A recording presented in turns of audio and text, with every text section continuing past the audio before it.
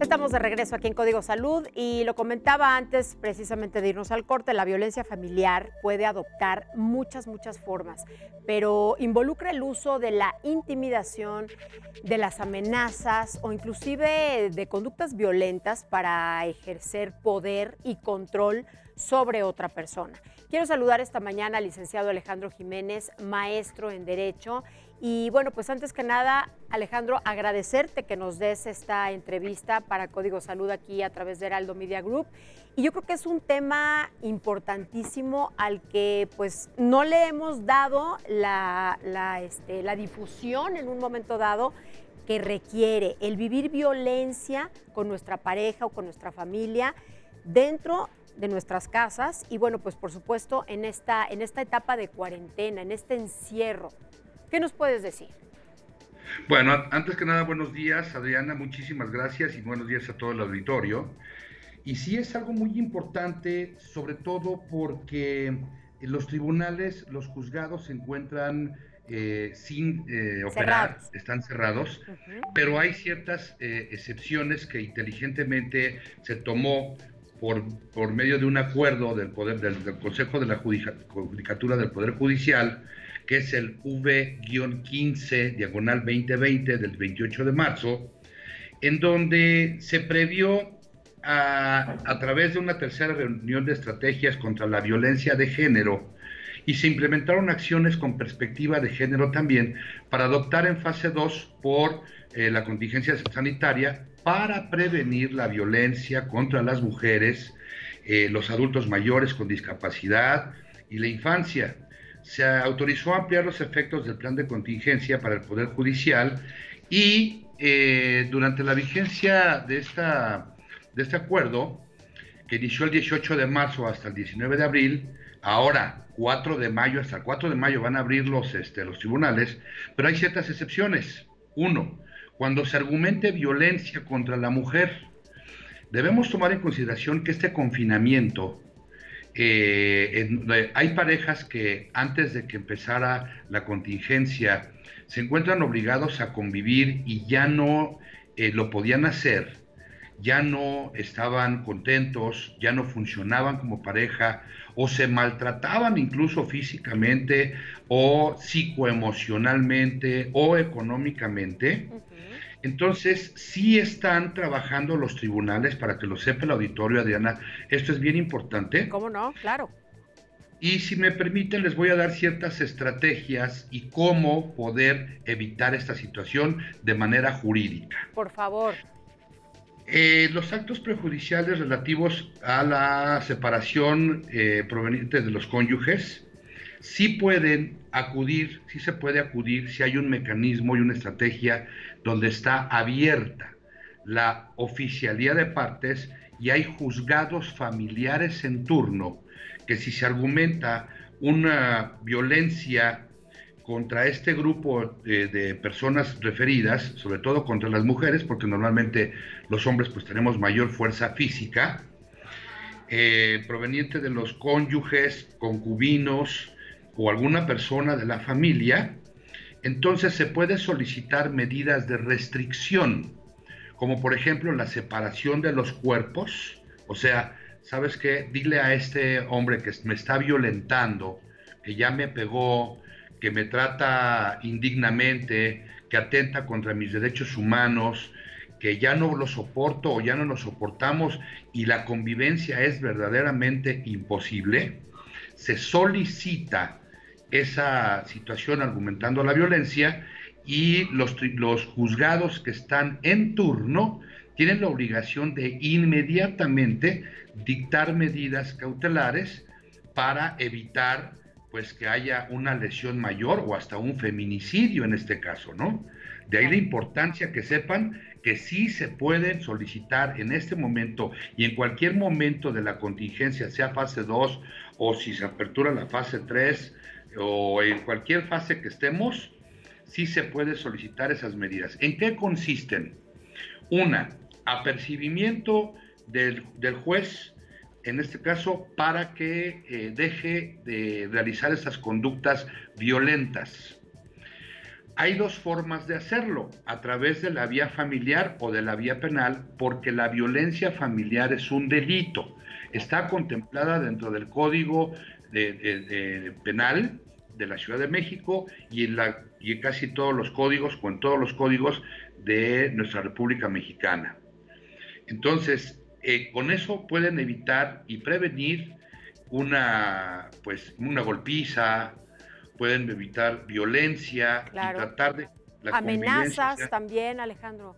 Es correcto, amenazas o violencia económica. Es decir, si el marido, el esposo, el cónyuge o el concubino es el que produce o tiene ahí el guardadito y la esposa no, porque normalmente Así se dedican sucede. a las labores del hogar, entonces dice, bueno, yo voy y compro mi comida, pero a ti no te doy o no te comparto. Me han llegado casos en donde ya hay casos extremos que, bueno, quitan hasta el foco de la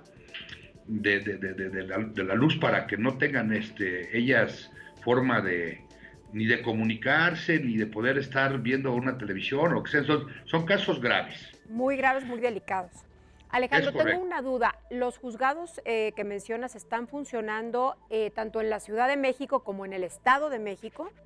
Sí, sí, y es nada más por turnos, o sea, no están todos, evidentemente, Sí. y se van escalonando, desde luego protegiendo la integridad de los trabajadores del Poder Judicial de la Ciudad de México y de los estados. ¿Qué Pero sucede sí en el caso de los estados de la República Mexicana? Así es. También opera de igual manera, hay otros acuerdos, no son los mismos, pero en términos generales opera de la misma manera. Opera de la misma forma en que acude uno ante la autoridad, ya sea ante el Ministerio Público o ante el juzgado de lo familiar, y están obligados el juez a dictar las medidas de separación provisional de los cónyuges. Eso tiene una razón muy importante de ser, porque si tú dejas que crezca esa circunstancia, pues puede terminar en situaciones muy dramáticas, ¿no? Lamentables. Así es, la separación cautelar de las personas, también hablando de guardia y custodia de los menores. Recordemos que ese ha sido un tema muy polémico durante muchos años, sí. El hecho de que te presto o no a mi hijo, si lo vas a poder ver o no, y ahora pues no hay ningún pretexto para poner en riesgo la salud del menor. Si está con la mamá, bueno, pues por cuestiones de seguridad, siempre persiguiendo el interés superior del menor, Adriana. Sí. Porque recordemos que es una lucha de poderes cuando hay una separación, un divorcio o hay un proceso de distanciamiento entre los padres, que utilizan a los hijos como un instrumento de venganza. Entonces, se puede solicitar bajo ciertas circunstancias la guardia y custodia de los menores sin poner en peligro su salud, desde luego, para no andarlos transportando o llevando a lugares que no deben estar, sino más bien pues guardaditos y confinados en su casa. También es un tema muy importante que considere nuestra teleaudiencia, que sí se pueden instrumentar y presentar demandas de juicio de alimentos a través de comparecencia. ¿Por qué? Porque los menores pues desayunan, comen y cenan, ¿verdad? Claro, por supuesto. Entonces imagínate, viene una cadena, todo un efecto dominó, ¿sí? Porque dices, bueno, el que está obligado a dar los alimentos puede decir, oye, pues es que ya me corrieron, o no me están pagando, o me están pagando la mitad. Pues sí, pero la máxima aquí es que tú sí desayunas, comes y cenas, y no puedes dejar en estado de indefensión a un menor. También se considera como un delito contemplado por el Código Penal de la Ciudad de México y demás estados, como delitos cometidos contra el suministro de alimentos. Ahora bien, todo esto es una poda, Adriana. Es una poda no nada más en nuestra introspección, sino una poda jurídica muy importante, porque sí hay cierta razón en decir, bueno, si estoy obligado a pagar tanto, pero no me están pagando por esto y demás, entonces te puedo suministrar en especie o te puedo suministrar proporcionalmente a la recepción de dinero que tengo en este momento. Entonces, debemos tomar en consideración que todos debemos hacer un esfuerzo para poder ir capoteando esta situación, irla solventando, pero sí están atendiendo a los tribunales en esos sentidos. En esos casos, ¿no? Que como tú bien lo mencionas, que son casos emergentes, que son casos prioritarios. Así es. O sea, los alimentos son de primera necesidad, de orden inexcusable, y que tienen que ser atendidos sí o sí. También tenemos que tomar en consideración a los adultos mayores, que de alguna manera requieren algún cuidado especial o simplemente por su edad, pues ya no se comportan con la madurez o con las expectativas que nosotros quisiéramos. Claro, desde luego. Entonces, si alguien conoce a una persona que está siendo violentada o no le están dando los deberes de cuidados necesarios para atender las necesidades de un adulto mayor, o por simplemente ser adulto mayor se le está violentando de alguna manera, tomando en consideración que la violencia no solamente es física, sino también psicoemocional, Claro. si los tienen olvidados por ahí en una cama sin atenderlos, si no los asean, si no los alimentan en su momento y demás, pueden acudir a través de esta vía que les estoy refiriendo. Ahora bien, para que no salgan de sus casas, también pueden ingresar en un portal electrónico si es que quieren presentar una denuncia penal, porque lamentablemente los delitos se cometen las 24 horas del día, los 365 días del año. Sí, de acuerdo, Alejandro. Entonces, ¿sabes qué te quiero pedir? Si tienes tú, en cómo estás tú en redes sociales o si tienes alguna página en donde las personas que tienen todavía duda o se quieran, pues de alguna manera comunicar contigo lo puedan hacer, Alejandro. claro que sí, mira, mi correo electrónico es, no se vayan a reír, pero a todo el mundo se le queda, capitanfuria007@gmail.com, que ese es muy fácil de acordar. ¿Sí? Y mi Twitter es @capitanfuria00, y estoy en las redes sociales como Alejandro Jiménez. Bien. Cualquier persona que tenga una duda o que necesite asistencia jurídica, con mucho gusto, mi despacho está trabajando de manera escalonada Bien. para darles acompañamiento jurídico, ya sea virtual o presencial, con las debidas precauciones, claro, para que puedan evitar toda esta clase de situaciones, Adriana. Te agradezco mucho que nos hayas brindado esta entrevista y que nos hayas compartido toda esta información de mucha utilidad.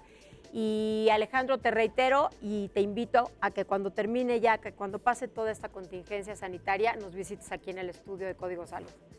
Cuantas veces tú me invitas, Adriana, te lo agradezco mucho, te estoy muy agradecido contigo y con todo tu equipo, y además hay otros temas muy importantes que platicar en el sentido de qué va a pasar con el pago de tarjetas de crédito, créditos hipotecarios, despidos injustificados. Muchos temas, sin duda. Y toda esta situación. Estoy a tus órdenes, Adriana, y le mando un saludo, ánimo a todos, para que esto ya pase y lo tomen con mucha calma. Así es, igualmente para ti. Muchas gracias por esta entrevista, Alejandro. Gracias, un abrazo, Adriana. Gracias. Alejandro Jiménez, maestro en Derecho. Y bueno, pues yo les agradezco a ustedes que nos hayan acompañado. Los espero mañana en punto de las 11. Recuerden que la salud es vida y la prevención es la solución. Que tengan lindo día.